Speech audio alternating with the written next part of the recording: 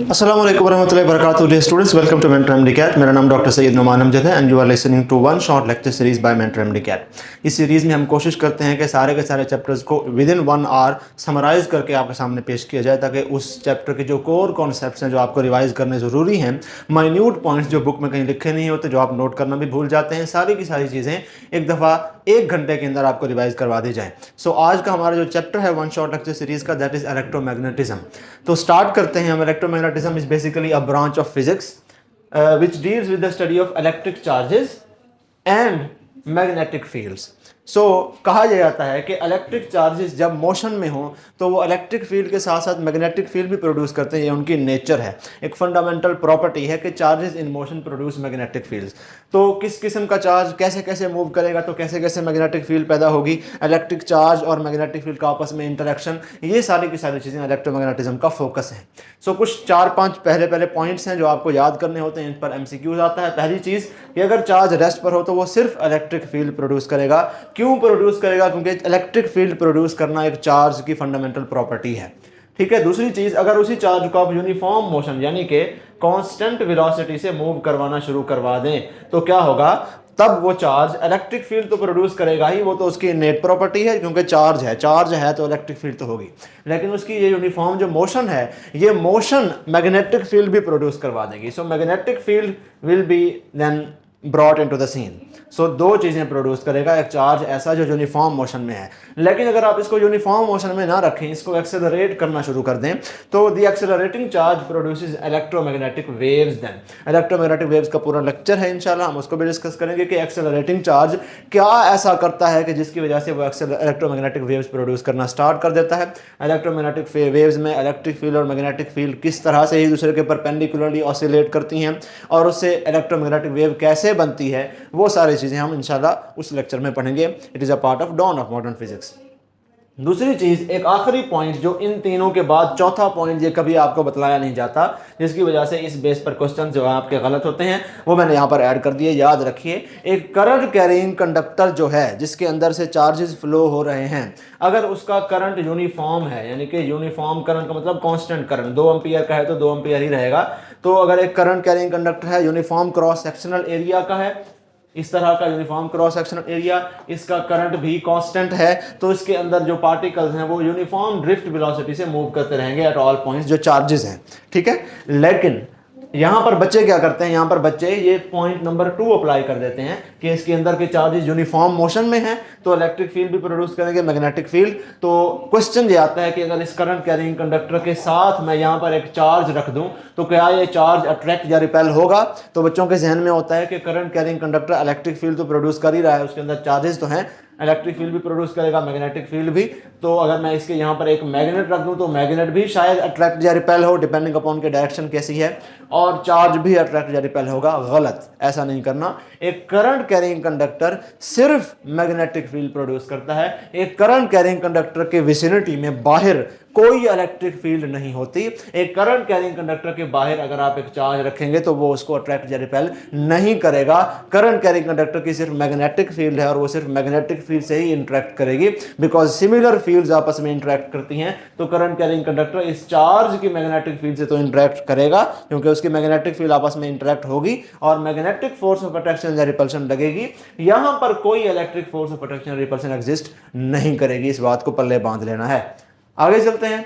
Magnetic field lines, जिस तरह से हमने इलेक्ट्रिक फील्ड पढ़ी, कूलम्स लॉ पढ़ा, फिर इलेक्ट्रिक फील्ड लाइंस पढ़ी, अभी हमने मैग्नेटिज्म पढ़ा, इलेक्ट्रोमैग्नेटिज्म, उसके बाद मैग्नेटिक फील्ड लाइंस हैं। मैग्नेटिक फील्ड लाइंस भी मैग्नेटिक फील्ड को रिप्रेजेंट करती हैं। लाइंस होती हैं, डायरेक्शन होती है, इनके आगे एरोहेड होता है। तो इसकी भी कुछ प्रॉपर्टीज हैं, उसी तरह कुछ properties similar to electric field में कुछ डिफरेंट है। पहला जो डिफरेंस है वो ये है कि magnetic field lines close lines हैं, यानी कि नॉर्थ पोल से निकलती हैं, इमर्ज करती हैं और घूमती घामती वापस साउथ पोल में एंटर होती हैं। ये बार मैग्नेट है, इस बार मैग्नेट के अंदर भी मैग्नेटिक फील्ड लाइंस होंगी। इस बार मैग्नेट के अंदर ये magnetic field lines south to north move करेंगी instead of north to south, और यहाँ पर आकर दोबारा उसी पॉइंट पर पहुंच जाएंगी जहां से हमने स्टार्ट किया था। तो एक क्लोज लूप बन गई, जबकि चार्जेस के केस में ऐसा नहीं होता। एक पॉजिटिव चार्ज यहाँ पर है, एक नेगेटिव चार्ज यहाँ पर है। इलेक्ट्रिक फील्ड लाइन जहाँ से स्टार्ट होंगी, ट्रेवल करते करते इस नेगेटिव चार्ज के ऊपर आकर एंड हो जाएंगी क्लोज्ड पाथ नहीं है। एक इनिशियल पोजीशन ये है, फाइनल पोजीशन ये है। यहाँ पर जहाँ से स्टार्ट किया था इनिशियल पोजीशन, फाइनल पोजीशन भी उधर ही है, तो यहाँ पर क्लोज लूप है, वहाँ पे क्लोज लूप नहीं है। तो पहला तो डिफरेंस ये हो गया। दूसरी चीज, electric field line, magnetic field line north से स्टार्ट होती हैं और साउथ पोल पे एंड होती हैं जब वो बार मैग्नेट के बाहर होती हैं। Inside the bar magnet, magnetic field lines are directly from south to north, जैसा कि मैंने यहाँ पर ड्रॉ किया है। मैग्नेटिक फील्ड लाइंस क्लोजर होंगी वहां पर जहां पर मैग्नेटिक फील्ड स्ट्रेंथ ज्यादा होगी। तो अगर यहाँ पर मैग्नेटिक फील्ड स्ट्रेंथ क्लोज है, मैं मैग्नेटिक फील्ड लाइन क्लोज बनाऊंगा। यहाँ पर मैग्नेटिक फील्ड स्ट्रेंथ कम है तो मैग्नेटिक फील्ड लाइंस दूर दूर बनाऊंगा।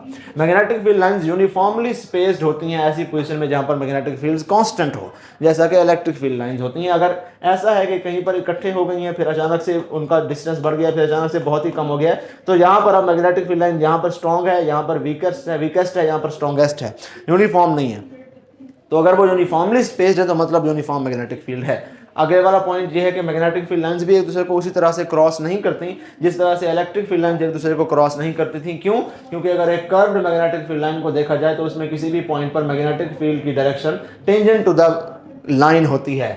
तो अगर मैं दो कर्व्ड लाइंस बना दूं जो कि आपस में इस पॉइंट पर इंटरसेक्ट करना स्टार्ट कर दें, तो ग्रीन वाली जो मैग्नेटिक फील्ड लाइन है उसके मुताबिक तो मैग्नेटिक फील्ड की डायरेक्शन ये होगी क्योंकि उसका टेंजेंट उस तरफ है।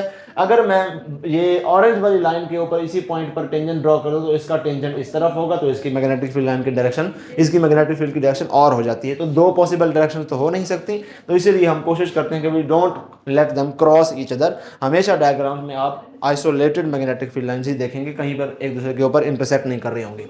दूसरी चीज, आखिरी वाला पॉइंट, ये बेसिकली मैग्नेटिक फील्ड लाइंस का नहीं है, ये मैग्नेटिज्म और स्टैटिक इलेक्ट्रिसिटी की एक डिफरेंस बता रहा है, जो कि ये है कि एक आइसोलेटेड पॉजिटिव चार्ज और आइसोलेटेड नेगेटिव चार्ज हासिल करना पॉसिबल है, जबकि एक आइसोलेटेड नॉर्थ पोल और आइसोलेटेड साउथ पोल हासिल करना पॉसिबल कभी भी नहीं है। आप मैग्नेट को तोड़ेंगे तो उसके दोनों हिस्सों में दोबारा नॉर्थ और साउथ जनरेट हो जाएगा, कभी भी अकेला नॉर्थ पोल आइसोलेटेड आप हासिल नहीं कर सकते। रूल ऑफ थंब, पहली चीज़ आपने याद रखनी है हमेशा, ये बात रूल ऑफ थंब है। रूल ऑफ थंब का मतलब है कि ये बेसिक नॉर्मल बात है, इसको अपने पल्ले बांध लेना है, एक उसूल है, अनसेड रूल है कि always similar fields interact with each other. ठीक है ना? इलेक्ट्रिक फील्ड है तो इलेक्ट्रिक फील्ड से इंटरेक्ट करेगी, मैग्नेटिक फील्ड है तो मैग्नेटिक फील्ड से इंटरेक्ट करेगी। जैसा कि हमने पीछे कहा कि करंट कैरिंग वायर के इर्द गिर्द क्या है? सिर्फ मैग्नेटिक फील्ड है। तो इसके करीब अगर मैग्नेट रखोगे तो इंटरेक्ट करेगा, मैग्नेटिक फोर्स लगाएगा उसके ऊपर। इसके इर्द गिर्द इलेक्ट्रिक फील्ड का सोर्स यानी कि चार्ज रखोगे तो वो उससे इंटरेक्ट नहीं करना, कोई फोर्स नहीं लगेगी। इसकी दो एग्जांपल्स यहाँ पर भी लिखी हुई है कि अगर एक करंट कैरिंग वायर है आपके पास तो it won't attract a charge particle that is static.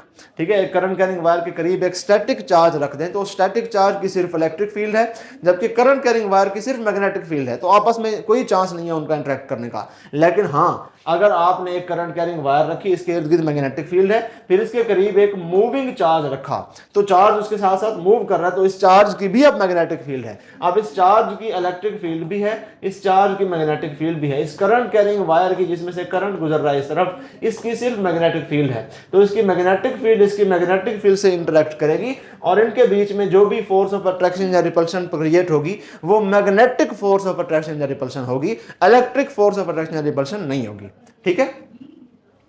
इसी तरह एक मूविंग बीम ऑफ चार्जेस और एक स्टैटिक चार्ज का आपस में इलेक्ट्रिक फोर्स होता है। फॉर एग्जांपल, एक मूविंग बीम ऑफ चार्जेस है, ये चार्जेस मूव कर रहे हैं और यहां पर साइड पर एक चार्ज स्टैटिक रखा हुआ है बिल्कुल अपनी जगह पर। इस स्टैटिक चार्ज की सिर्फ इलेक्ट्रिक फील्ड है, इस मूविंग बीम ऑफ चार्जेस की इलेक्ट्रिक फील्ड भी है, इसकी मैग्नेटिक फील्ड भी है। तो अब इसकी इलेक्ट्रिक फील्ड इसकी इलेक्ट्रिक फील्ड से इंटरेक्ट करेगी और इन दोनों के बीच में एक इलेक्ट्रिक फोर्स ऑफ अट्रैक्शन या रिपल्शन, डिपेंडिंग अपॉन नेचर क्या है, मोशन क्या है, सब कुछ उस हिसाब से इलेक्ट्रिक फोर्स इन दोनों के बीच में डेवलप होगी, मैग्नेटिक नहीं डेवलप होगी। ठीक है? So a moving beam of charges and a static charge have electric force between them, not magnetic. ये आपने याद रखना है। अब हम बारी बारी इलेक्ट्रोमैग्नेटिज्म की तीन बेसिक चीजें पढ़ने वाले हैं। पहली, अगर एक करंट कैरिंग कंडक्टर स्ट्रेट हो, उसके इर्द गिर्द मैग्नेटिक फील्ड डायरेक्शन कैसे फाइंड आउट करेंगे और उसके इर्द गिर्द मैग्नेटिक फील्ड का पैटर्न होगा कैसा और उसको क्वांटिफाई कैसे करेंगे, यानी कि उसकी हम क्वालिटेटिव एस्पेक्ट भी पढ़ेंगे कि मैग्नेटिक फील्ड का पैटर्न क्या है, डायरेक्शन कैसे फाइंड करनी है। फिर उसका क्वांटिटेटिव एस्पेक्ट देखेंगे कि अगर वैल्यूज दी हुई हैं तो फाइंड कैसे करनी है, मैग्नेटिक फील्ड कितनी है। इसी तरह से अगर उस स्ट्रेट करंट कैरिंग कंडक्टर को बेंड करके एक लूप बना दिया जाए तो उसका क्वालिटेटिव एस्पेक्ट, उसकी मैग्नेटिक फील्ड का पैटर्न कैसा होगा, किस डायरेक्शन में होगा, फिर उसका क्वांटिटेटिव एस्पेक्ट के उसकी मैग्नेटिक फील्ड की स्ट्रेंथ कैसे फाइंड करेंगे। उससे नेक्स्ट लेवल पर जाएंगे सोलिनॉइड कि अगर उसी कॉइल्ड एक लूप जो हमने बनाई हुई है उसको बार बार लूप कर दे तो एक सोलिनॉइड स्प्रिंग सा बन जाएगा, उसकी मैग्नेटिक फील्ड का पैटर्न कैसा होगा, डायरेक्शन कैसे फाइंड करेंगे, फिर उसकी क्वांटिटेटिव एस्पेक्ट वैल्यू कैसे फाइंड करेंगे, फार्मूलाज। तीनों चीजें मैं अगली कुछ स्लाइड में आपको बताने लगा हूं। सबसे पहले एक स्ट्रेट करंट कैरिंग कंडक्टर, एक स्ट्रेट करंट कैरिंग कंडक्टर के इर्द गिर्द magnetic field concentric lines, concentric circular pattern में होती है। अब वो सर्कल्स क्लॉकवाइज होंगे कि एंटी क्लॉकवाइज कैसे पता लगेगा, उसके लिए मुझे राइट हैंड रूल यूज करना पड़ता है। अगर ये एक करंट कैरिंग कंडक्टर है जिसकी मैग्नेटिक फील्ड जिसके अंदर करंट ऊपर की तरफ जा रहा है, तो मैं राइट हैंड रूल यूज करूंगा, अपने थंब को ऊपर की तरफ along the direction of conventional current रखूंगा और मेरी जो कर्लिंग फिंगर्स हैं that will tell me the direction of magnetic field. अब ऊपर वाली साइड पर करंट है तो मेरी फिंगर्स कर्ल कर रही है एंटी क्लॉकवाइज ऊपर से देखने पर, तो एंटी क्लॉकवाइज मैंने कंसेंट्रिक सर्कुलर लाइंस बना देनी है, वो मुझे बताएंगे कि इसकी मैग्नेटिक फील्ड का पैटर्न किस डायरेक्शन में है। तो मैग्नेटिक फील्ड का पैटर्न कैसा है, in the form of concentric circular lines. और मैग्नेटिक फील्ड की डायरेक्शन कैसे फाइंड करेंगे, राइट हैंड रूल से। कन्वेंशनल करंट के अराउंड थंब को रखना है और आपकी फिंगर्स जो कर्ल होंगी वो बताएंगी मैग्नेटिक फील्ड की डायरेक्शन। अब क्वांटिफाइड एस्पेक्ट इसका कैसे फाइंड करेंगे, तीन कॉन्सेप्ट याद रखने हैं। आपके पास एक कंडक्टर है, उसको मैंने काट के उसका एक क्रॉस सेक्शनल एरिया दिखाया हुआ है यहाँ पर आपको। ये जो ऑरेंज बाउंड्री है ये बेसिकली कंडक्टर की बाउंड्री है, यहाँ पर आकर कंडक्टर खत्म हो जाता है। ये आप अंदर हैं कंडक्टर के, ये पूरा का पूरा सॉलिड कंडक्टर, और फिर आप कंडक्टर के बाहर निकल जाता है। ये बाहर वाली स्पेस इस ऑरेंज लाइन के बाहर वाली कंडक्टर के बाहर वाली है। सो यहाँ पर कंडक्टर का सेंटर है। तो तीन पॉइंट्स होते हैं कि inside the conductor magnetic field का फार्मूला अलग है, at the surface of conductor magnetic field का फार्मूला इसी से ही डिराइव्ड है, आउटसाइड द कंडक्टर क्या है। सो अगर आप मैग्नेटिक फील्ड फाइंड करना चाह रहे हैं इनसाइड द कंडक्टर तो कैसे फाइंड आउट करेंगे।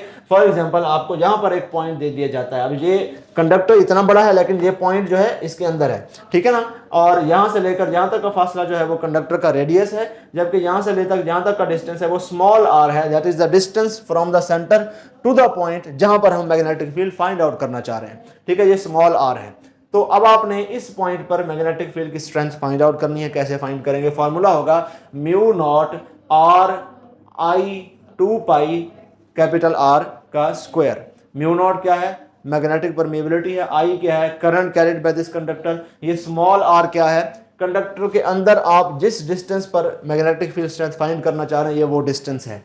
कैपिटल आर क्या है, ये कंडक्टर का अपना रेडियस है, 2 पाई कांस्टेंट है। So this is the formula for calculating the magnetic field strength inside a straight current carrying conductor. उसके बाद at the surface of the conductor कैसे फाइंड आउट करेंगे। यहां पर अगर आपको कोई पॉइंट दे दिया जाए सरफेस के ऊपर बिल्कुल, तो वहां पर क्या करेंगे, तो अब यहां पर क्या है कि डिस्टेंस उस पार्टिकल का सेंटर से जो है वो रेडियस के ही बराबर है। सो बेसिकली हमने क्या किया है कि इस आर की जगह कैपिटल आर ही पुट कर दिया है, तो हमारे पास जो आंसर बचता है वो इसी से डिराइव जे होता है, mu naught permeability I divided by 2 pi r. आपको रेडियस ऑफ द कंडक्टर पता होना चाहिए और कंडक्टर का करंट कितना है ये पता होना चाहिए, तो आप इस फार्मूले को यूज करके magnetic field at the surface of conductor क्या होगी फाइंड आउट कर सकते हैं। ठीक हो गया।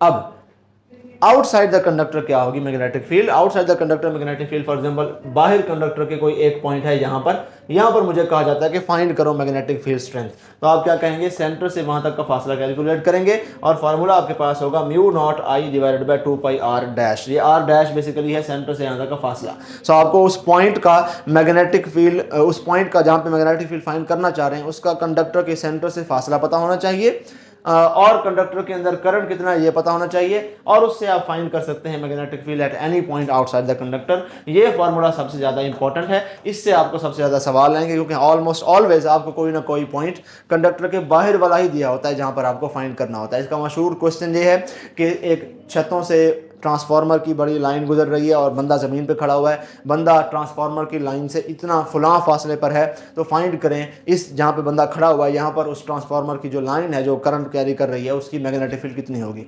तो आउटसाइड द कंडक्टर आप खड़े हैं, वहाँ से यहाँ तक का डिस्टेंस आर होता है, वो आर यहाँ पर पुट कर देते हैं, करंट आपको पता होता है, आप magnetic field strength find out कर सकते हैं। ठीक है, एक बात याद रखनी है, मैं यहाँ पर बार बार कह रहा हूँ कि सेंटर से फासला लेना है, सेंटर से फासला लेना है, लेकिन कंडक्टर बहुत ही छोटा होता है, तो अगर आप सफिशिएंट डिस्टेंस पर चले जाएं तो सेंटर से फासला लेना ज़रूरी भी नहीं है। तो आपको हमेशा ये जो इसका रेडियस है ये दिया नहीं होगा, आपको सिर्फ ये दिया गया होगा कि कंडक्टर इधर रखा था और वो ऑब्जेक्ट उससे इतने फासले पर था, तो आपने वही वैल्यू इधर पुट कर देनी है, बिकॉज द डायमीटर या radius of the conductor is negligible in that case. Object काफ़ी दूर होता है तो ये वाला छोटा सा डिस्टेंस मैटर नहीं करता, फिर आप कंडक्टर से ही फासला ले लेते हैं, जवाब आपका ठीक आएगा। ठीक हो गया। एक और चीज, हमने इसकी क्वांटिटेटिव एस्पेक्ट तो पढ़ लिया, इसकी क्वालिटेटिव वेरिएशन, क्वांटिटेटिव वेरिएशन कैसे होगी कि सेंटर से अवे जाएंगे तो कैसे वेरी करेगी मैग्नेटिक फील्ड, इंक्रीज करेगी कि डिक्रीज करेगी, क्या होगा। सो याद रखना है सेंटर के ऊपर जो इसकी मैग्नेटिक फील्ड है वो बिल्कुल जीरो है, सेंटर से जैसे जैसे अवे जाता जाऊंगा मैग्नेटिक फील्ड बढ़ती जाएगी, सरफेस के ऊपर पहुंचकर मैग्नेटिक फील्ड जो है वो मैक्सिमम हो जाएगी, फिर उसके बाद सरफेस से जब मैं आगे जाता जाऊंगा तो मैग्नेटिक फील्ड कम होती जाएगी, इन्फिनिटी पर जाकर जीरो हो जाएगी। This is the pattern of variation of magnetic field both inside and outside the conductor. आगे चलते हैं, रिलेटिव परमिएबिलिटी का एक कॉन्सेप्ट आपको पता होना चाहिए कि डायमैग्नेटिक सब्सटेंस, हमने इससे पहले रिलेटिव परमिटिविटी पढ़ी है इलेक्ट्रोस्टैटिक्स में, हमने वहां पर कहा था कि रिलेटिव परमिटिविटी अगर ज्यादा है तो वो ज्यादा बेहतर जो है इंसुलेटर होता है, वो उतना स्टॉप करता है इलेक्ट्रिक फील्ड को। यहाँ पर ऐसा नहीं है, the higher the value of mu r, अब ये म्यू आर है रिलेटिव परमिएबिलिटी है, तो the better the magnetic property is, वो ज्यादा अच्छा मैग्नेट होता है। सो लेस देन 1 वैल्यू है अगर इसकी तो डायमैग्नेटिक सब्सटेंस होगा, पैरामैग्नेटिक सब्सटेंसेस के लिए इसकी वैल्यू ग्रेटर देन 1 होती है, और फेरोमैग्नेटिक सब्सटेंस जो सबसे बेहतरीन मैग्नेट्स होते हैं उसके लिए इसकी value a lot greater than 1 होती है, 2 बार ग्रेटर देन का साइन लगाया हुआ है। तो ये कॉन्सेप्ट आपने एमसीक्यू के हिसाब से याद रखना है। अब हम नेक्स्ट उसके ऊपर चलते हैं, इससे पहले हमने कहा 3 चीजें पढ़नी है, कंडक्टर, फिर लूप पर चले जाएंगे, फिर लूप के बाद हम चले जाएंगे सोलेनॉइड पर। हम कंडक्टर हम कर आए हैं, अब हम लूप के ऊपर आ जाते हैं। सो लूप की जो मैग्नेटिक फील्ड होती है वो एक बटन मैग्नेट को रिजेंबल करती है। अगर आपके पास एक करंट कैरिंग लूप है, इस तरह से एक तार है जिसको आपने सर्कल में बेंड कर दिया है और उसमें इस तरह से एंटी क्लॉकवाइज करंट फ्लो कर रहा है, तो इसके नॉर्थ पोल से, यहाँ से इसका नॉर्थ पोल होगा, इस तरह से इसकी डायरेक्शन है, यहाँ से निकलेंगी मैग्नेटिक फील्ड लाइंस और घूमते घूमते वापस यहाँ से अंदर चली जाएंगी, यहाँ से भी घूमते घूमते वापस बैक इनटू द लूप। ठीक हो गया। तो वो वाला पॉइंट किसी भी मैग्नेट का जहां से मैग्नेटिक फील्ड लाइंस इमर्ज हो रही होती हैं, that point is what we call a north pole. तो इसके ऊपर वाले फेस को हम नॉर्थ पोल के तौर पे ट्रीट करेंगे। वो वाला पॉइंट जहां पे सारी मैग्नेटिक फील्ड लाइंस जा रही होती हैं, that point is treated at south pole, तो उसको हम साउथ पोल का नाम दे देंगे कि इसका नीचे वाला फेस साउथ पोल है। सो बटन मैग्नेट की भी आप देखें इसी तरह की मैग्नेटिक फील्ड लाइंस हैं कि एक बटन सा होता है, इसका ऊपर वाली सरफेस नॉर्थ पोल है, वहां से मैग्नेटिक फील्ड लाइंस इमर्ज हो रही हैं, घूम घाम के नीचे से वापस अंदर जा रही हैं। So the magnetic field pattern of a loop of current resembles that of a button magnet. ठीक है। अब डायरेक्शन कैसे फाइंड करेंगे, हमें कैसे पता चलेगा कि नॉर्थ पोल ऊपर है कि डाउनवर्ड्स है। यहाँ पर भी राइट हैंड रूल है, लेकिन ये राइट हैंड रूल थोड़ा सा डिफरेंट है। इससे पहले राइट हैंड रूल जो आपने स्ट्रेट करंट कैरिंग कंडक्टर में यूज किया, उसमें आपने कहा कि इस तरह से अपना हाथ रखें, आपका जो थंब होना चाहिए वो करंट की डायरेक्शन में होना चाहिए, और आपकी जो फिंगर्स हैं वो आपको बताएंगी मैग्नेटिक फील्ड लाइंस का पैटर्न। यहाँ पे उल्टा है, यहाँ पे आपने अपनी फिंगर्स को करंट की डायरेक्शन में रखना है और आपका थंब आपको बताएगा कि मैग्नेटिक फील्ड लाइंस किस फेस से इमर्ज हो रही होंगी, यानी कि नॉर्थ पोल कौन सा होगा। तो यहाँ पर एंटी क्लॉकवाइज है, तो मैं मैग्नेटिक फील्ड लाइन अपनी जो करंट की डायरेक्शन में अपनी फिंगर्स को कर्ल करूंगा, मेरा थंब ऊपर होगा, तो मतलब इसका ऊपर वाला फेस नॉर्थ पोल होगा। फिर मैं ये सारा का सारा पैटर्न इजीली ड्रॉ कर सकता हूं। सो this is the qualitative aspect, के पैटर्न होता कैसा है, ऐसा होता है। किससे रिजेंबल करता है, बटन मैग्नेट से रिजेंबल करता है। फाइंड कैसे करेंगे, राइट हैंड रूल से ऐसे फाइंड करेंगे। अब क्वांटिटेटिव एस्पेक्ट पर आ जाते हैं कि फाइंड कैसे करनी होती है इसकी वैल्यू।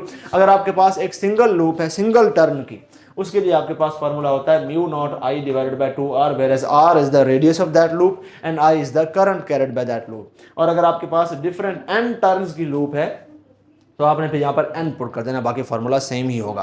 ठीक है, याद रहे n टर्न्स की लूप का, ये सिंगल टर्न की लूप है, इस तरह से करंट इसमें से फ्लो कर रहा है।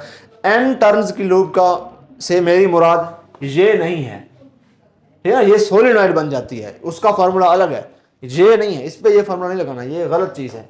n टर्न्स की लूप का मेरा मतलब है कि बहुत ही कम्पैक्ट लूप्स हो, सो दैट ओवरऑल वो सिंगल लूप ही रहे, सोलेनॉइड ना बन जाए। सोलेनॉइड लॉन्ग होती है।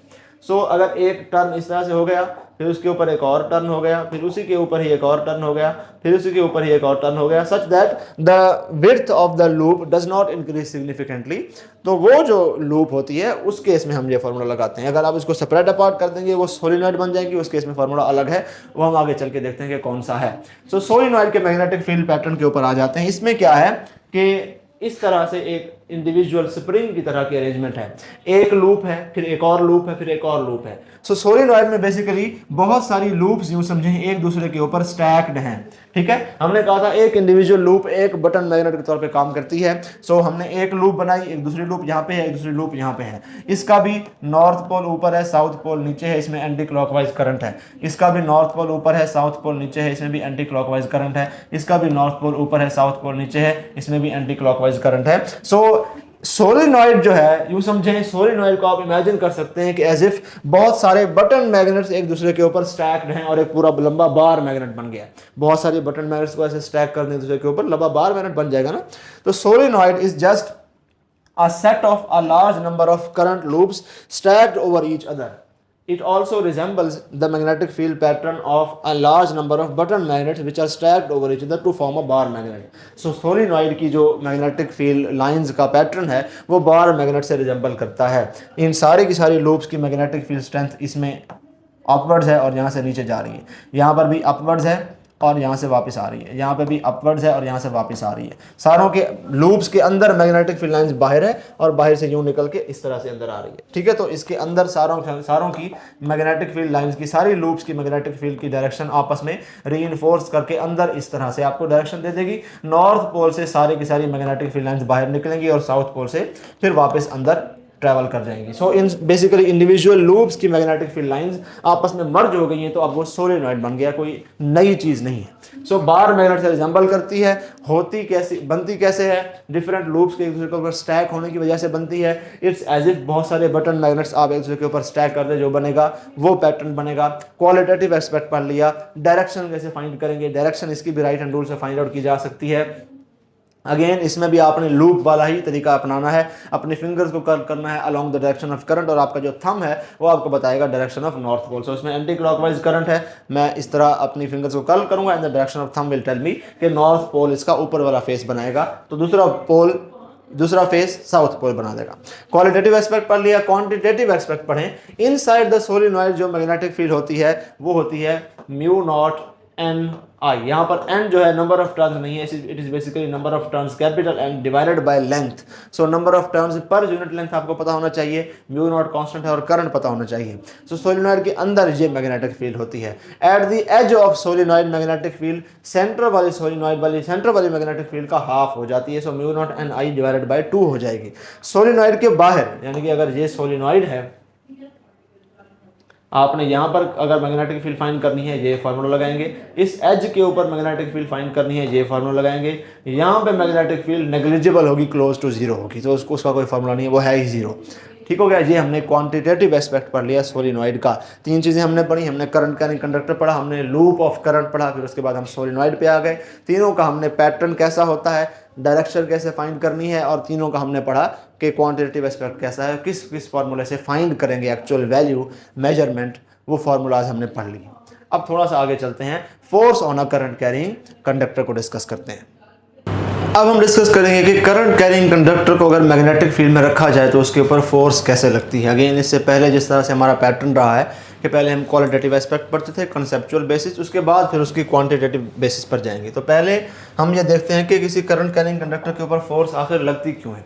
एक करंट कैरिंग कंडक्टर की अपनी मैग्नेटिक फील्ड है। राइट नाउ यहाँ पर आपको एक करंट कैरिंग कंडक्टर शो किया जा रहा है जो कि करंट इनटू द पेज लेकर जा रहा है। तो करंट कैरिंग कंडक्टर इस तरह से रखा हुआ है और उसके अंदर की तरफ करंट जा रहा है। तो राइट हैंड रूल लगाएं तो इसकी मैग्नेटिक फील्ड लाइन की डायरेक्शन किस तरह से बनेगी, जैसे कि यहाँ पर ड्रॉ की हुई है, क्लॉकवाइज डायरेक्शन इसकी बनेगी। तो इसकी अपनी मैग्नेटिक फील्ड लाइन भी है। यहाँ पर एक नॉर्थ पोल ऊपर है, साउथ पोल नीचे है, एक मैग्नेटिक फील्ड है, इसकी मैग्नेटिक फील्ड लाइन डाउनवर्ड्स है। फिर उसके बाद हमने इस करंट कैरिंग कंडक्टर को पहले यहाँ पे रखा हुआ था, इसको उठा के यहाँ पे रख दिया, तो हमारे पास ये सिचुएशन बन गई। तो हुआ ये कि right hand side of the current carrying conductor के ऊपर करंट कैरिंग कंडक्टर की अपनी फील्ड भी डाउनवर्ड्स है। ठीक है, इस तरह से जो है तो यहाँ पर डाउनवर्ड्स है और एक्सटर्नल मैग्नेटिक फील्ड भी डाउनवर्ड है। तो यहाँ पर जो मैग्नेटिक फील्ड लाइन है देखें वो इकट्ठे आ गई हैं, स्ट्रॉन्ग हो गई है मैग्नेटिक फील्ड, दोनों मैग्नेटिक फील्ड रीइंफोर्स कर गई हैं। जबकि ये लाइंस यूं घूमकर यहाँ पर ऊपर की तरफ होती हैं। तो करंट कैरिंग कंडक्टर की मैग्नेटिक फील्ड लेफ्ट साइड पर ऊपर की तरफ है, जबकि north to south pole external magnetic field की तो डाउनवर्ड्स है। तो लेफ्ट हैंड साइड के ऊपर करंट कैरिंग कंडक्टर की फील्ड अपवर्ड्स, जबकि एक्सटर्नल फील्ड डाउनवर्ड। दोनों आपस में अपोजिट इंटरेक्ट करेंगी, कैंसिल करेंगी। उस एक दूसरे को वीक करने की कोशिश करेंगी। तो यहाँ पर लेफ्ट साइड पर आप देखें magnetic field line spread apart है, थोड़ी सी वीक मैग्नेटिक फील्ड है। तो हुआ क्या कि करंट कैरिंग कंडक्टर को मैग्नेटिक फील्ड में रखने से ये हुआ कि उस करंट कैरिंग कंडक्टर के एक साइड पर स्ट्रॉन्गर मैग्नेटिक फील्ड है, दूसरी साइड पर weaker magnetic field, differential magnetic field strength produce हो गई, जिसकी वजह से इसके ऊपर एक नेट फोर्स लगेगी। मैग्नेटिक फील्ड की प्रॉपर्टी है कि स्ट्रॉन्ग पोर्शन जो मैग्नेटिक फील्ड का होता है उस डायरेक्शन से towards the weaker part of field force लगती है। सो स्ट्रॉन्गर पोर्शन उस तरफ है, इस तरफ वीकर पोर्शन है, तो मैग्नेटिक फील्ड इस कंडक्टर को इस तरफ पुश कर देगी। This is the conceptual basis के करंट कैरिंग कंडक्टर के ऊपर फोर्स लगती क्यों है। अब कितनी लगती है, दैट इज द फॉर्मूला है। सो करंट कैरिंग कंडक्टर के ऊपर जो फोर्स लगेगी that is given by the vector form F is equal to I into L cross B, whereas I is the current carried by the conductor, L is the length of the conductor within the magnetic field, B is the magnetic field strength। इसको खोलेंगे तो cross product को magnitude की form में लिखेंगे F is equal to ILB sin theta, जबकि theta क्या है, theta is the angle between L and B। अब लेंथ का वेक्टर जो है, फॉर एग्जांपल कंडक्टर इस तरह से रखा हुआ है, अब इसकी लेंथ 5 मीटर है सपोज, तो लेंथ का वेक्टर कैसे ड्रॉ करेंगे, यहाँ से यहाँ ड्रॉ करेंगे कि यहाँ से यहाँ ड्रॉ करेंगे, कैसे पता चलेगा। उसके कंडक्टर के ऊपर तीर तो नहीं बने हुए, आपको क्या पता कि इस कंडक्टर की लेंथ इस तरफ है कि इस कंडक्टर की लेंथ इस तरफ है।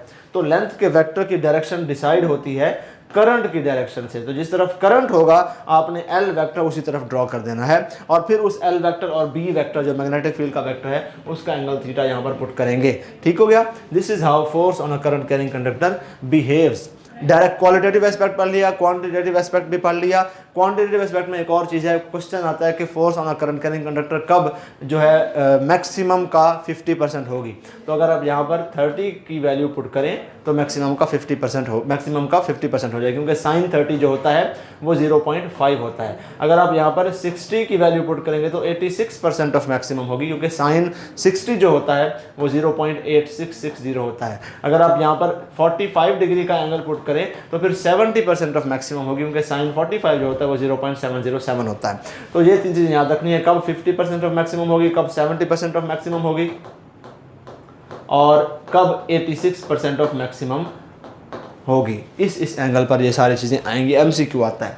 डायरेक्शन कैसे फाइंड करेंगे, दो तरीके हैं, एक है फ्लेमिंग लेफ्ट हैंड रूल जो आपको यहाँ पर दिखाया गया है, और एक है पाम रूल। इन दोनों में से कोई भी आप लगा सकते हैं। फ्लेमिंग लेफ्ट हैंड रूल में आपने क्या करना है कि into the page magnetic field है, करंट की डायरेक्शन जेड शो की गई है, तो इसके ऊपर फोर्स किस तरफ लगेगी, तो आपने क्या करना है, लेफ्ट हैंड को स्ट्रेच करना है इस तरह से, इंडेक्स फिंगर को into the page direction of magnetic field में रख देना है, और आपकी जो मिडल फिंगर है that should be in the direction of conventional current. तो आपका थंब जो है वो आपको बताएगा कि डायरेक्शन ऑफ फोर्स क्या है। तो थंब आपका ऊपर की तरफ है, तो direction of force on this conductor will be upwards. अगर मैं इसको राइट हैंड रूल की बजाय थंब रूल से फाइंड आउट करना चाहूँ तो ऐसा होगा। ये एक और केस है जिसमें मैग्नेटिक फील्ड जो है ऊपर की तरफ है और करंट जो है वो इस तरफ है, और आपने फोर्स फाइंड करनी है। तो इस केस में you need to stretch out the palm of your right hand like this, इस तरह से कि आपकी फिंगर्स जो है सारी की सारी मैग्नेटिक फील्ड की डायरेक्शन में ही हों।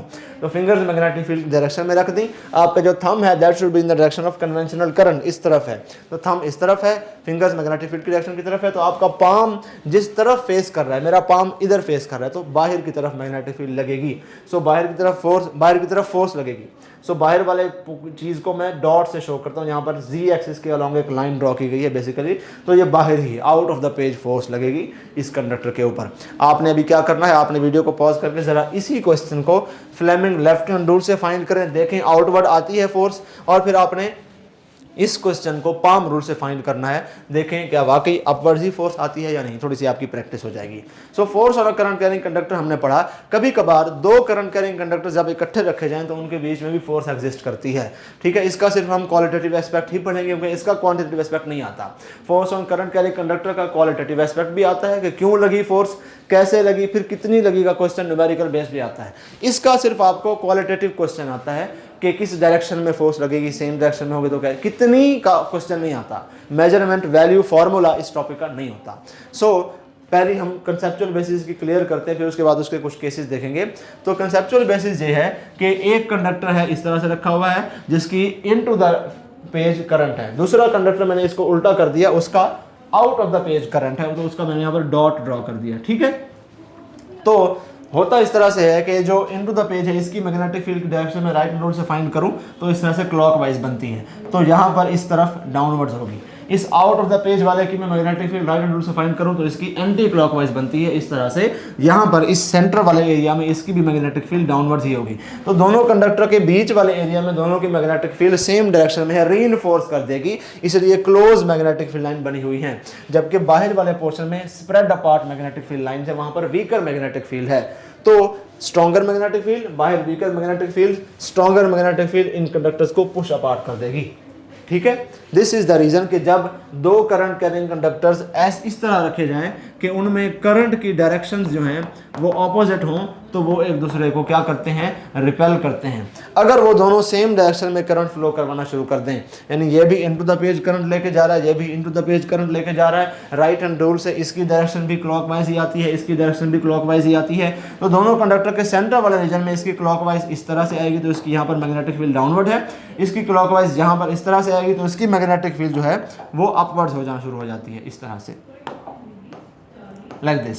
अब इस वाले कंडक्टर की मैग्नेटिक फील्ड नीचे है, इस वाले कंडक्टर की मैग्नेटिक फील्ड अपवर्ड्स है, कैंसिल आउट हो जाएंगी। तो सेंटर वाले रीजन में magnetic field line spread apart है, बाहर वाले रीजन में थोड़ी सी क्लोज है। सो बाहर वीक है, अंदर स्ट्रॉन्ग, बाहर स्ट्रॉन्ग है, अंदर वीक है, both the conductors will be pushed together. So दूसरा केस आपका ये है कि अगर दोनों कंडक्टर्स इस तरह से हो कि दोनों में करंट जो है वो सेम डायरेक्शन में फ्लो कर रहा हो तो ये अट्रैक्ट करेंगे एक दूसरे को। ठीक हो गया।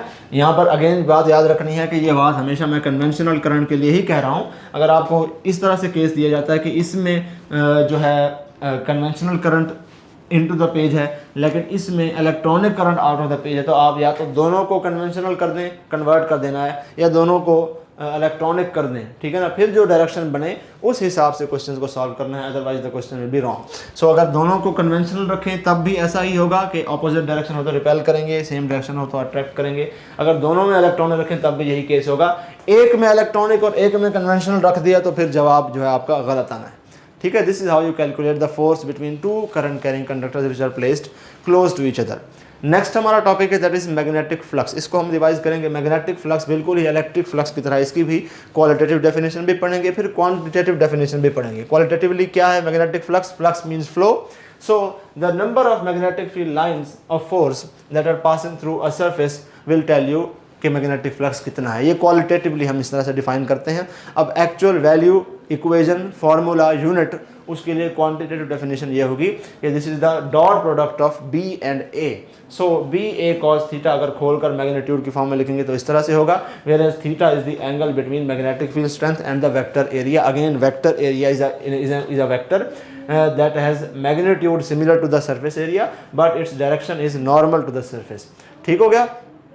So dot product of electric field strength and vector area was electric flux, dot product of magnetic field strength and vector area is magnetic flux। इसके भी इसी तरह से तीन केसेस हैं कि जब आप perpendicular to the magnetic field रखेंगे तो यहाँ पर मैग्नेटिक फ्लक्स जो है मैक्सिमम होगा, पैरेलल रखेंगे तो कोई भी मैग्नेटिक फ्लक्स नहीं होगा। अगर आप किसी और एंगल पर रखेंगे तो आपको वो एंगल यूज़ करना पड़ेगा। एंड अगर और वो एंगल प्लेन एरिया का ले लेते हैं इंस्टेड ऑफ वेक्टर एरिया का तो फिर आप बी ए कॉस थीटा की बजाय बी ए साइन थीटा लगाएंगे, then the answer will be correct. कुछ टर्म्स हैं फ्लक्स डेंसिटी और मैग्नेटिक इंडक्शन, इनको डिफरेंशिएट करना जरूरी है।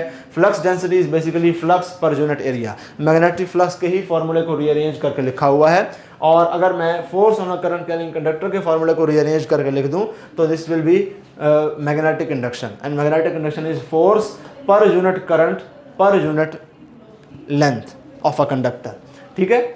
So magnetic force experienced by a wire of 1 meter carrying 1 ampere placed perpendicular to magnetic field is magnetic induction, while magnetic flux per unit area is magnetic flux density। हैं दोनों B, यानी कि दोनों magnetic field strength को ही represent करने के different तरीके हैं। ठीक है ना। मैग्नेटिक फील्ड स्ट्रेंथ सिंपली अगर आप लिखेंगे तो वो B से represent करते हैं ना। Magnetic field strength, magnetic induction and magnetic flux density, ये तीनों B हैं, तीनों सेम क्वांटिटी है, तीनों का यूनिट भी सेम है। ठीक है। सो तीनों का चूँकि यूनिट सेम है, सेम क्वांटिटीज हैं, डायमेंशंस भी सेम है, बट इनको इंटरप्रेट करने का तरीका डिफरेंट है। अगर आप फ्लक्स के रेलेवेंट इसको एक्सप्लेन करेंगे तो फ्लक्स डेंसिटी कहलाएगा। अगर आप force on a current carrying conductor के हिसाब से इसको एक्सप्लेन करेंगे तो ये मैग्नेटिक इंडक्शन कहलाएगा। अगला जो टॉपिक है हमारा that is force on a moving charge in a magnetic field. This is the most important topic of electromagnetism. इसमें से आपके काफ़ी क्वेश्चन आते हैं जो आपको रिवाइज करने ज़रूरी हैं। सो अब हम इसको डिस्कस करते हैं। अगेन पहले क्वालिटेटिव एस्पेक्ट पढ़ेंगे। क्वालिटेटिव एस्पेक्ट ये है कि जिस तरह मूविंग चार्ज का हमने पढ़ा, अगर वो मूव कर रहा है तो उसकी भी मैग्नेटिक फील्ड होगी, और अगर हम उसको किसी एक्सटर्नल मैग्नेटिक फील्ड में रखेंगे तो वहाँ पर वो फोर्स एक्सपीरियंस करेगा। तो दोनों की मैग्नेटिक फील्ड आपस में चूँकि इंटरेक्ट कर सकती हैं, सिमिलर फील्ड्स इंटरेक्ट करती हैं, तो इसलिए दोनों के बीच में फोर्स लगेगी। ये इस वजह से एक मूविंग चार्ज मैग्नेटिक फील्ड में अगर डाला जाए तो उस पर फोर्स लगती है। अगर मूविंग चार्ज की मैग्नेटिक फील्ड ना होती तो उसके ऊपर कोई फोर्स ना लगती। क्वालिटेटिव एस्पेक्ट ये है कि इसका formula cross product of v and B है। क्यू वी बी, वी है direction of velocity of charge, B magnetic field, ये मैग्नीट्यूड ऑफ चार्ज है। खोल कर मैग्नीट्यूड की फॉर्म में लिखेंगे तो this will be QVB sin theta, whereas theta is the angle between V and B। ठीक हो गया। This is the qualitative and quantitative aspect of force on a moving charge. Angle theta की base पर path different हो सकता है। अगर आप मैग्नेटिक फील्ड के अंदर किसी चार्ज को 90 डिग्री के एंगल के ऊपर फेंकते हैं तो वो सर्कुलर पाथ में मूव करेगा। अगर आप उसको 0 डिग्री के एंगल के ऊपर फेंकते हैं तो फिर वो बिल्कुल स्ट्रेट मूव कर जाएगा, कोई इफेक्ट नहीं होगा। अगर आप उसको 90 और 0 के बीच में किसी एंगल पर फेंकते हैं तो फिर वो हेलिकल पाथ में मूव करना स्टार्ट कर देगा। नेक्स्ट फ्यू स्लाइड्स में हम देखेंगे कि 90 डिग्री के एंगल के ऊपर फेंकने पर ऐसा क्या होता है कि सर्कुलर पाथ में मूव करता है। 180 के एंगल के ऊपर तो 0 और 180 के ऊपर तो कोई पाथ का चेंज नहीं है।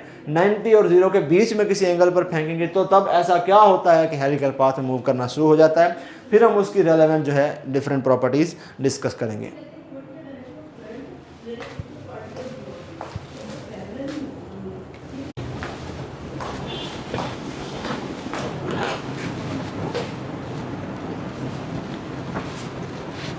Force on a moving charge in a magnetic field को डिस्कस करने के बाद हम उसके दो केसेस डिस्कस करते हैं, सर्कुलर पाथ और हेलिकल पाथ। जो ज़्यादा इंपॉर्टेंट टॉपिक है that is the circular path of a moving charge in a magnetic field.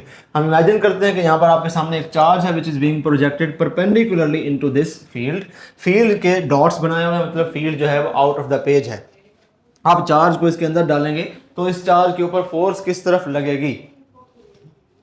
आप V क्रॉस B पर राइट हैंड रूल इस तरह से लगा के फाइंड आउट कर सकते हैं। कैसे लगाएंगे कि मैग्नेटिक फील्ड की V की डायरेक्शन जो है, वेलोसिटी ऑफ चार्ज की डायरेक्शन इस तरफ है और मैग्नेटिक फील्ड की डायरेक्शन आउटवर्ड है। So this blue ball point is right now acting as V while this grey the smart pen is acting as magnetic field strength.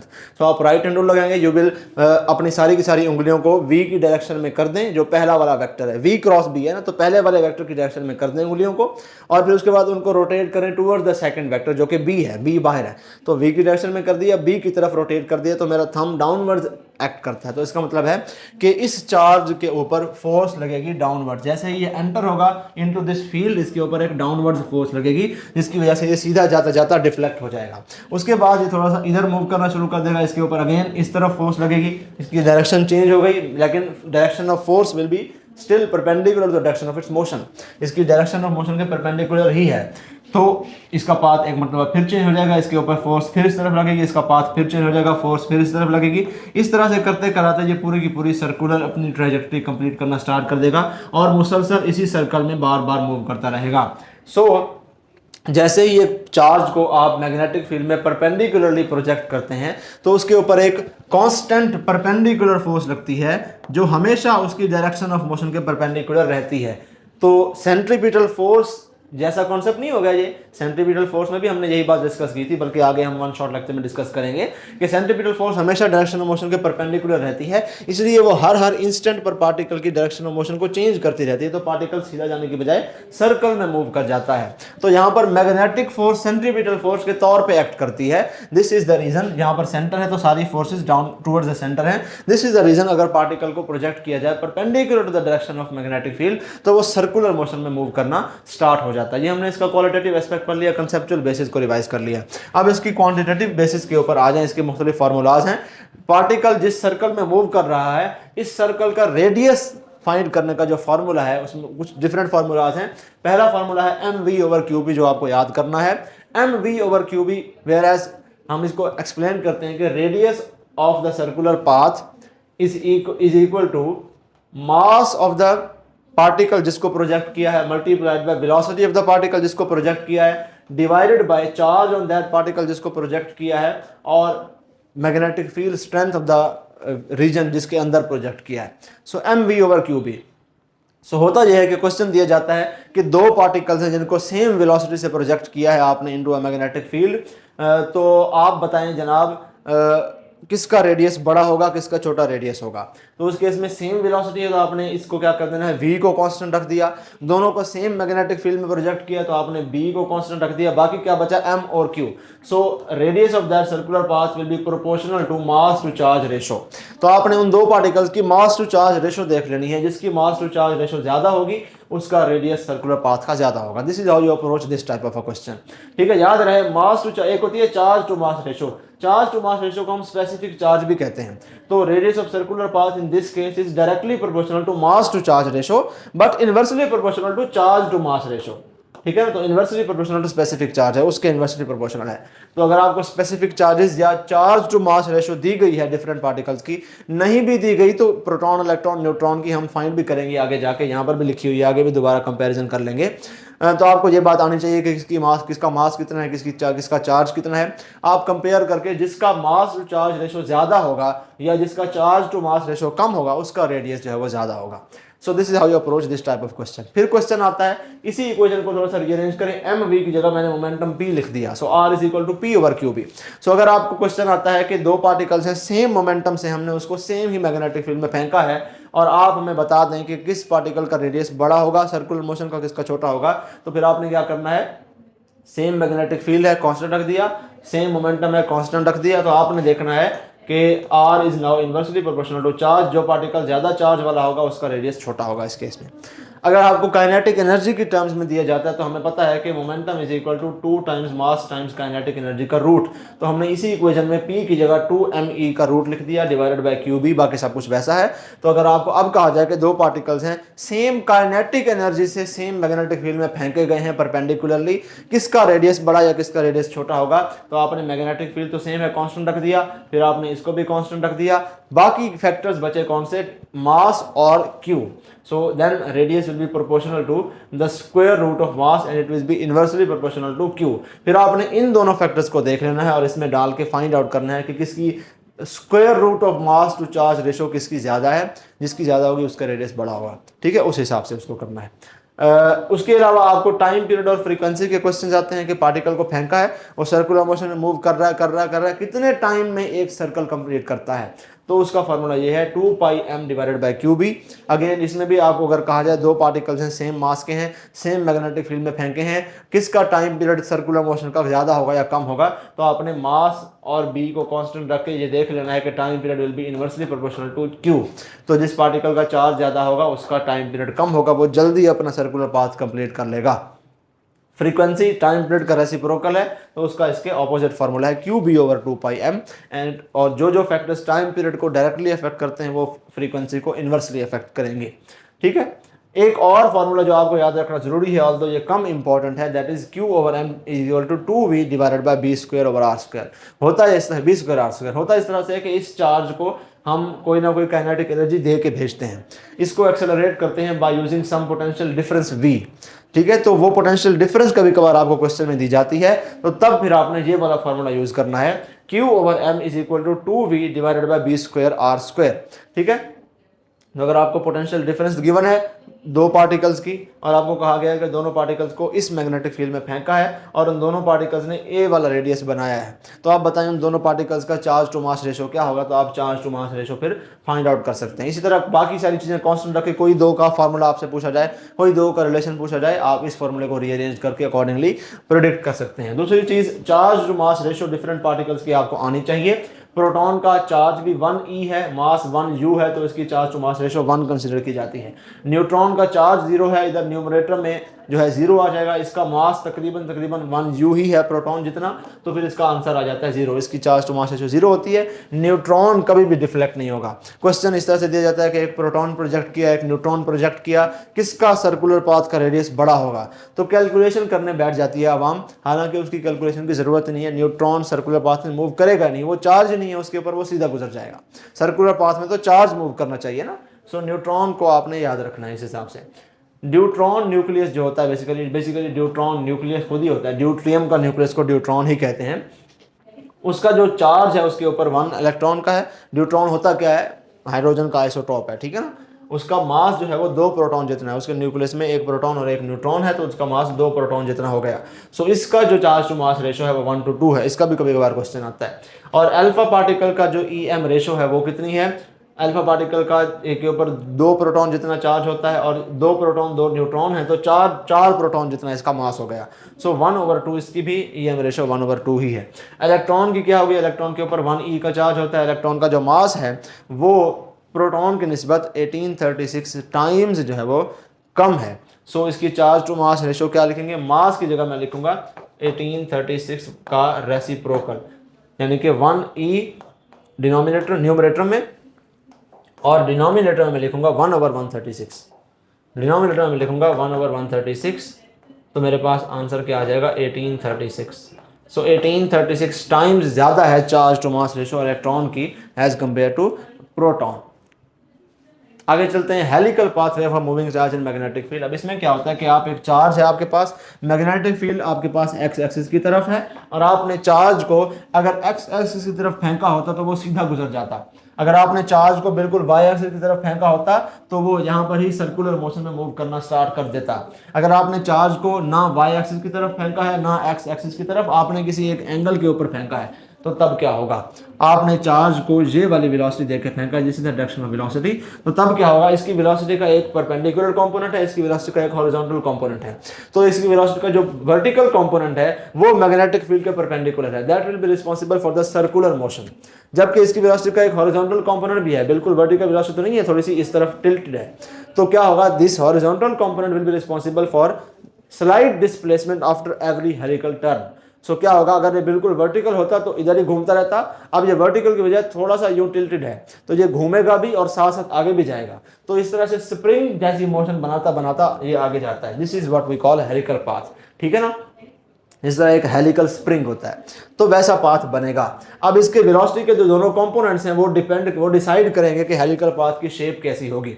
अगर for example ये बिल्कुल वर्टिकल होता, यानी इसका एक्स कंपोनेंट हॉरिजॉन्टल कंपोनेंट 0 होता, तो ये बिल्कुल इस तरफ मूव करता रहता, सर्कुलर पोर्शन में आगे मूव नहीं करना था। हमने इसको हल्का सा यूं टिल्ट कर दिया, लेकिन इसका अब हॉरिजॉन्टल कंपोनेंट भी थोड़ा सा आ गया है, तो अब ये जहां सर्कुलर मोशन में मूव करेगा वहां मूव करता करता आगे भी बढ़ेगा, थोड़ा सा आगे भी बढ़ेगा, ठीक है ना। अगर मैं इसको मजीद हॉरिजॉन्टल कर दूं तो अब क्या होगा कि पहले अगर ये इस तरह से आगे बढ़ रहा था, इसकी वेलोसिटी की डायरेक्शन इस तरफ थी इनिशियल वेलोसिटी की, अब मैंने इसको मजीद टिल्टेड कर दिया है, ज़्यादा एंगल जो है मैग्नेटिक फील्ड का और वेलोसिटी का कम कर दिया है, ठीक है ना। मैग्नेटिक फील्ड इस तरफ है, ये एंगल था, अब मैग्नेटिक फील्ड के उसके एंगल बीच में एंगल कम हो गया है, पहले यानी कि हल्का सा टिल्टेड था, अब ज़्यादा टिल्टेड कर दिया है। तो अब क्या होगा, अब इसका हेलिकल पाथवे थोड़ा सा खुल जाएगा। खुले खुले स्प्रिंग होते हैं जिस तरह से, उस तरह से बनेंगे, ठीक है। इस यहाँ पर एक कॉन्सेप्ट होता है, द कॉन्सेप्ट ऑफ पिच। दो एडजेसेंट हेलिसेस के बीच का जो डिस्टेंस है that is what we call pitch of the helical pathway, ठीक है। अगर आप angle between the velocity and magnetic field कम कर देते हैं तो ये जो पिच है पहले कम थी, अब ये डिस्टेंस बढ़ गया, ये पिच बढ़ जाती है, यानी कि हेलिकल पाथवे स्ट्रेच आउट हो जाता है। अगर आप इसका करते हैं ऑपोजिट, अगर आप इसको लेस हॉरिजॉन्टल कर देते हैं, यानी कि मैग्नेटिक फील्ड की डायरेक्शन इस तरफ है और आपने इसको लेस हॉरिजॉन्टल कर दिया है, पहले ये इस तरफ था और आपने उसको हल्का सा मजीद वर्टिकल कर दिया है, तो अब इसका हॉरिजॉन्टल कंपोनेंट जो है वो कम हो जाता है, अब इसके जो हेलिसेस है वो करीब करीब हो जाते हैं। तो पहले अगर उसकी ये डायरेक्शन थी, ये शेप थी, तो अब उसके हेलिसेस करीब करीब करीब करीब हो जाएंगे। इस तरह से ये जो पिच है ये कम हो जाएगी, एडजेसेंट हेलिसेस के बीच का फासला कम हो जाएगा, ठीक है। तो मतलब कहने का ये है कि angle between velocity and magnetic field इस तरह से हेलिकल पाथवे की पिच को अफेक्ट करती है। अब दूसरी चीज ये है कि what about the radius of the circular path. Radius of the circular path जो है वो इसके एग्जैक्टली ऑपोजिट इंपैक्ट होता है। अगर आप करेंगे फॉर एग्जांपल, बिल्कुल आपने हॉरिजॉन्टल रखा हुआ है तो बिल्कुल स्ट्रेट लाइन पाथ है, आप हल्का सा यूं करेंगे, टिल्टेड करेंगे, तो क्या होगा, हल्का सा आपने यूं टिल्ट कर दिया, यहाँ पर मैग्नेटिक फील्ड की डायरेक्शन है, यहाँ पर वेलोसिटी की डायरेक्शन, थोड़ा सा आपने एंगल दे दिया, तो अब क्या हुआ, अब ये बिल्कुल स्ट्रेट लाइन पाथवे नहीं है, अब ये यूं हेलिकल पाथवे बन गया है। आप इसको मजीद वर्टिकल कर दें, थोड़ा सा मजीद वर्टिकल कर दें मैग्नेटिक फील्ड के और इसके बीच में एंगल बढ़ा दें, तो अब ये स्ट्रेट लाइन पाथवे कैसा होगा, ये बड़े बड़े हेलिसेस इस तरह से बनाएगा, ठीक है। मजीद वर्टिकल कर दें, ये मजीद बड़े बड़े हेलिसेस बनाएगा। तो वर्टिकल कंपोनेंट बढ़ता गया जैसे जैसे, तो रेडियस बढ़ता गया, हॉरिजॉन्टल कंपोनेंट बढ़ता गया जैसे जैसे तो पिच बढ़ती गई।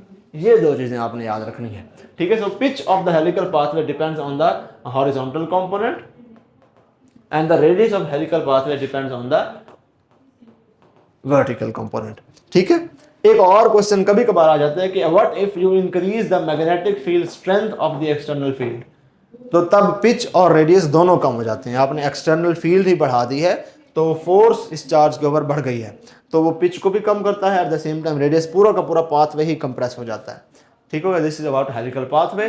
कंपैरिजन प्रोटॉन, न्यूट्रॉन और इलेक्ट्रॉन और अल्फा पार्टिकल का है कि प्रोटॉन का मास 1u है, न्यूट्रॉन का भी तकरीबन उतना ही है, इलेक्ट्रॉन का उसकी निस्बत 1836 टाइम्स कम है, और अल्फा पार्टिकल का 4 times the mass of proton है। चार्ज प्रोटॉन के ऊपर 1e है, न्यूट्रॉन के ऊपर 0e है, इलेक्ट्रॉन के ऊपर -1e है, अल्फा पार्टिकल के ऊपर +2e है। तो चार्ज टू मास रेशो 1/1 इसका 1 हो जाएगा। इसकी चार्ज टू मास रेशो आप क्या करेंगे, 0 कंसिडर करेंगे। इसकी चार्ज टू मास रेशो 1836 होगी, प्रोटॉन की निस्बत 1836 टाइम्स ज़्यादा है, और इसकी चार्ज टू मास रेशो 1/2 होगी। सो टाइम पीरियड का फॉर्मूला हमने पीछे पढ़ा 2πm/QB, यानी कि हमने ये देखा कि टाइम पीरियड जो है वो डिपेंड करता है m/q के ऊपर, और टाइम पीरियड इन्वर्सली प्रोपोर्शनल है q/m के ऊपर, यानी कि चार्ज टू मास रेशो के इन्वर्सली प्रोपोर्शनल है। तो अगर प्रोटॉन का टाइम पीरियड मैं रेफरेंस के तौर पे ले लूँ कि प्रोटॉन का टाइम पीरियड जो है वो 1 है, तो न्यूट्रॉन का तो टाइम पीरियड होगा ही नहीं, क्योंकि वो तो सर्कुलर पाथ में मूव ही नहीं करेगा। इलेक्ट्रॉन का टाइम पीरियड क्या होगा, हमने कहा time period charge to mass ratio के इन्वर्सली प्रोपोर्शनल है। इलेक्ट्रॉन का charge to mass ratio proton की निस्बत 1836 टाइम्स ज़्यादा है, तो इसका टाइम पीरियड 1836 टाइम्स कम होगा, 1/1836 हो जाएगा। अगर उसका 1 है तो इसका 1/1836 होगा। सो दूसरी चीज, अल्फा पार्टिकल का charge to mass ratio half है as compare to proton. Proton का 1 है, इसका हाफ है, तो अगर इसका हाफ है तो इसका टाइम पीरियड फिर twice as compare to proton होगा। अगर प्रोटॉन का टाइम पीरियड 1 है तो इसका टाइम पीरियड फिर 2 होगा, ठीक है। फ्रीक्वेंसी इसके ऑपोजिट बिहेव करेगी। अगर फ्रीक्वेंसी प्रोटॉन की 1 है तो इसकी फ्रीक्वेंसी फिर 1836 टाइम्स ज़्यादा होगी, और इसकी 1/2 हाफ हो जाएगी, ठीक है। रेडियस जो है, रेडियस का हमारे पास क्या फार्मूला होता है, mv/qb। अगर हम सेम वेलोसिटी से सेम मैग्नेटिक फील्ड में फेंकें तो radius is basically inversely proportional to charge to mass ratio, ठीक है। तो अगेन यहाँ पर भी वही केस होगा कि अगर प्रोटॉन के charge to mass ratio, proton के रेडियस को 1 कंसीडर कर ले रेफरेंस के तौर के ऊपर, तो इलेक्ट्रॉन का जो रेडियस है दैट विल बी 1/1836 टाइम्स। क्यों, क्योंकि इसकी जो इसका जो E to M रेशो है दैट इज 1836 टाइम्स हायर। तो अगर इसका E to M ratio 1836 times higher है तो इसका रेडियस जो होगा 1836 टाइम्स कम होगा। इसी तरह से अल्फा पार्टिकल का E to M रेशो जो है वो हाफ है एज कंपेयर टू प्रोटॉन, तो इसका रेडियस ट्वाइस होगा एज कंपेयर टू प्रोटॉन। तीसरी चीज आती है डिफ्लेक्शन की, कि कौन सा पार्टिकल ज्यादा डिफ्लेक्ट होगा, कौन सा कम, कौन सा सबसे कम। तो अगर आप प्रोटॉन, इलेक्ट्रॉन और अल्फा पार्टिकल को सेम वेलोसिटी से सेम मैग्नेटिक फील्ड में फेंकते हैं तो आप देखते हैं कि सबसे बड़ा रेडियस जो है वो अल्फा पार्टिकल का है, ठीक है। तो अल्फा पार्टिकल लीस्ट डिफ्लेक्टेड होगा। इसके बाद ज्यादा डिफ्लेक्शन किसकी होगी, इसके बाद 2 के बाद, उसके बाद जो सबसे बड़ा रेडियस है वो प्रोटॉन का है। सो अल्फा पार्टिकल के बाद प्रोटॉन सबसे ज्यादा डिफ्लेक्ट होगा, ठीक है, उससे छोटे रेडियस होगा। ये अल्फा पार्टिकल का रेडियस है, प्रोटॉन का इसका हाफ का रेडियस है, और इलेक्ट्रॉन का इसके निस्बत 1836 टाइम, छोटा सा बिल्कुल निक्कू सा सर्कल बनेगा जो मैं यहाँ पर ड्रॉ भी नहीं कर सकता।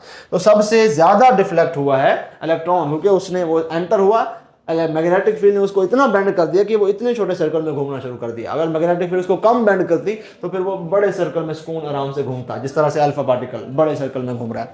सो डिफ्लेक्शन सबसे ज्यादा इस केस में इलेक्ट्रॉन की होगी। अगर आप रेडियाई की अरेंजमेंट बनाना चाहें तो रेडियस सबसे जो ज्यादा है रेडियस वो अल्फा पार्टिकल का है, उसके बाद प्रोटॉन का है, और उसके बाद सबसे जो छोटा रेडियस है वो इलेक्ट्रॉन का है।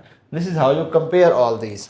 इसके बाद एक और बड़ा इंपॉर्टेंट टॉपिक हम पढ़ने वाले हैं, that is path of a moving charge in electric field. इसको मैं ज़्यादा डिगिन नहीं करूंगा क्योंकि ये बेसिक्स है और एडिशनल टॉपिक है, बट यू शुड नो कि प्रोजेक्टाइल मोशन में हम एक ऑब्जेक्ट को हॉरिजॉन्टली प्रोजेक्ट करते हैं इनटू ग्रेविटेशनल फील्ड।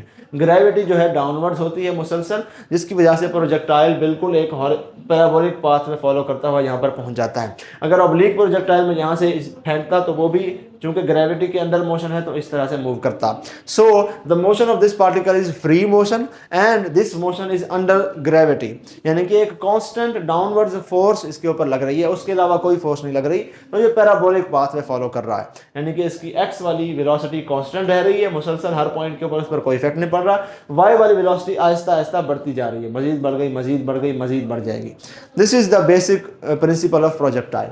अगर आप यही काम इलेक्ट्रिक फील्ड में एक चार्ज के साथ करें, ऊपर पॉजिटिव प्लेट नीचे negative plate, electric field downwards है, एक पॉजिटिव चार्ज के ऊपर भी इस इलेक्ट्रिक फील्ड में आने पर डाउनवर्ड्स कांस्टेंट फोर्स लगेगी, ठीक है ना, तो इसकी भी एक्स वाली वेलोसिटी जो है वो कांस्टेंट रहेगी, लेकिन इसकी वाई वाली वेलोसिटी आहिस्ता आहिस्ता बढ़ती जाएगी, बढ़ती जाएगी, बढ़ती जाएगी, और वो आहिस्ता आहिस्ता बिल्कुल हॉरिजॉन्टल प्रोजेक्टाइल की तरफ पैराबोलिक पाथ में फॉलो करता हुआ गिरेगा। So path of a charge in electric field resembles the path of a projectile, ठीक है, because this motion is also under a constant unidirectional force which is electric force. मुसलसल downwards एक force लग रही है कांस्टेंट, यहाँ पर भी मुसलसल डाउनवर्ड्स एक फोर्स लग रही है कांस्टेंट, यहाँ पर ग्रेविटी थी, वहाँ पर इलेक्ट्रिक फील्ड थी, सेम केस है, ठीक है ना, बस वहाँ पर चार्ज और इलेक्ट्रिक फील्ड है, यहाँ पर मास और ग्रेविटेशनल फील्ड है। सो इसका पाथवे प्रोजेक्टाइल से रिजेंबल करता है। This was the point on this slide.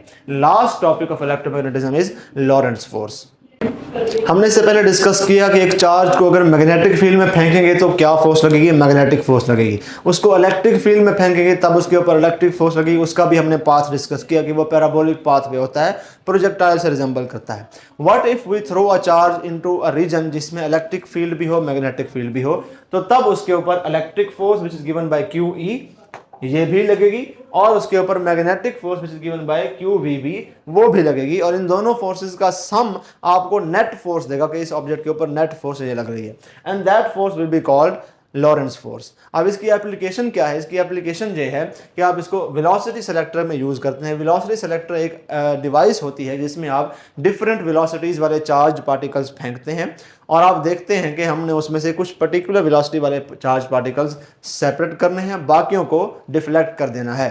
तो वेलोसिटी सेलेक्टर में इस किस्म की अरेंजमेंट होती है जैसे कि आपके सामने बनाई गई है, नीचे पॉजिटिव प्लेट है, ऊपर नेगेटिव प्लेट है, तो इलेक्ट्रिक फील्ड की डायरेक्शन ऊपर की तरफ है, और मैग्नेटिक फील्ड जो है वो इनटू द पेज यहाँ पर बनाई गई है, जैसा कि यहाँ पर एक magnetic field out of the page बनाई गई है, जैसा कि यहाँ पर एक डॉट से शो किया, बी लिखा हुआ है आगे, और हम एक पॉजिटिव चार्ज को इस केस में प्रोजेक्ट कर रहे हैं इसके अंदर। तो क्या होगा अगर उस पॉजिटिव चार्ज की वेलोसिटी जो है वो v और v जो है उसकी वेलोसिटी अगर वो E ओवर B के रेशो के बराबर होगी, यानी कि जो इलेक्ट्रिक फील्ड आप यहाँ पर यूज़ कर रहे हैं और जो मैग्नेटिक फील्ड यहाँ पर यूज़ कर रहे हैं उनका जो रेशो है जो भी निकलता है, सपोज उनका रेशो 5 निकलता है, तो उस ऑब्जेक्ट को, उस चार्ज को 5 मीटर पर सेकंड की वेलोसिटी से मूव करना पड़ेगा, तब वो अनडिफ्लेक्टेड पास करके सामने गुजर जाएगा। अगर उसकी वेलोसिटी 5 मीटर पर सेकंड से ज़्यादा हुई तो फिर वो मैग्नेटिक फोर्स वाली डायरेक्शन में जो है डिफ्लेक्ट कर जाएगा नीचे की तरफ, मैग्नेटिक फोर्स की डायरेक्शन में। अगर उसकी वेलोसिटी इस 5 मीटर पर सेकंड से कम हुई तो तब वो इलेक्ट्रिक फोर्स की तरफ जो है वो डिफ्लेक्ट कर जाएगा। ये क्यों करेगा, ये सारी बातें हम डिटेल से तकरीबन 1 आवर लेक्चर में डिस्कस कर चुके हैं। ये बात आपने अभी याद रखनी है, 3 पॉइंट्स मैंने समराइज किए। अगर डेडिकेटेड वेलोसिटी से ज़्यादा वेलोसिटी से पार्टिकल जाए तो वो मैग्नेटिक फील्ड की तरफ डिफ्लेक्ट करता है, अगर डेडिकेटेड वेलोसिटी से कम वेलोसिटी से पार्टिकल जाए तो वो इलेक्ट्रिक फील्ड की तरफ डिफ्लेक्ट करता है।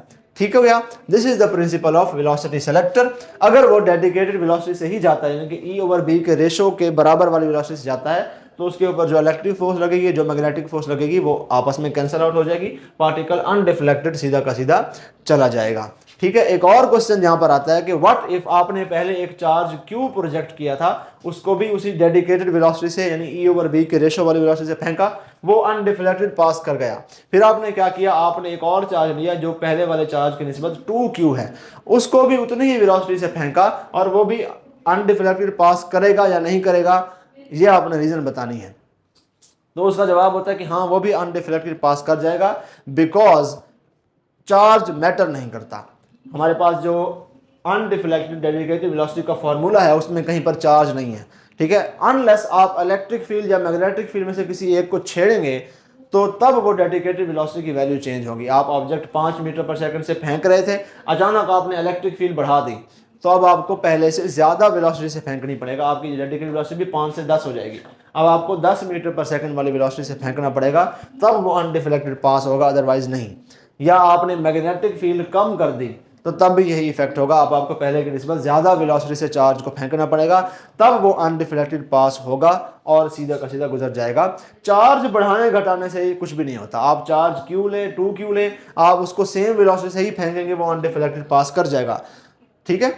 या आप चार्ज अगर कम कर दें तब भी ये केस होगा। So this is the principle of velocity selector which is basically a simple application of Lorentz force. यहाँ पर इसी किस्म के ही बेसिक क्वेश्चन आपसे पूछे जाते हैं। This was all about electromagnetism. In the next one short lecture series we will discuss के इलेक्ट्रोमैग्नेटिक इंडक्शन की क्या क्या प्रॉपर्टीज़ हैं, उसकी जो सारी की सारी चीज़ें हैं हम उसको समराइज़ करेंगे इंशाल्लाह। क्योंकि नम्स के सिलेबस में एसी जनरेटर भी है, तो मैं कोशिश करूंगा कि एसी जनरेटर को भी आपके उस चैप्टर में शामिल कर दिया जाए, वन शॉट लेक्चर में शामिल कर दिया जाए, ताकि जो नम्स जिन्होंने the people who want to take nums वो उसको भी रिवाइज कर सकें। सो मिलते हैं नेक्स्ट लेक्चर में, तब तक के लिए अल्लाह हाफिज़। अल्लाह आपको कामयाब करे, अल्लाह आपका हामी नासिर हो।